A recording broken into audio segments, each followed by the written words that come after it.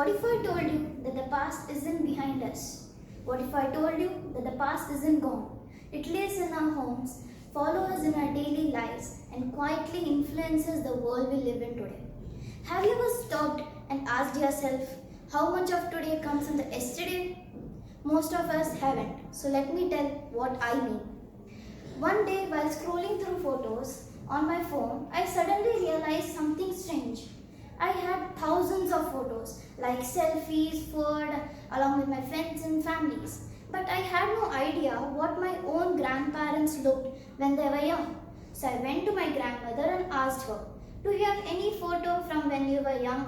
She didn't answer immediately. Instead, she walked into her room and opened a old cupboard and slowly took out a black and white photograph. The corners were torn, the faces were faded, but she held it like it was something priceless. Then she pointed to a young girl in the photograph and said, "That's me," before I even knew who I was going to become. And in that moment, I suddenly realized something I would never forget. The girl in that photograph was not just a memory.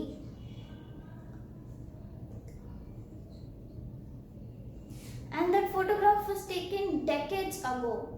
And it was still shaping how she saw her life and how I understand mine. And now let's take a closer look at this. That photograph was not just a paper. It carried identity, struggle, dreams and history. Even though the moment had passed, its meaning was still alive. And I would like to repeat this again, that the past doesn't disappear. It travels with us. We often think that past only exists in history books, museums or stories people tell. But in real life, it exists in traditions we follow, the way we think, the words we use and values we inherit. We don't have to look for it. It is already inside us. Remember when I said past doesn't disappear? This is what I meant. And also, moving forward doesn't mean throwing the past away. It means choosing what deserves to continue. And time doesn't carry everything along with it. It carries what is meaningful.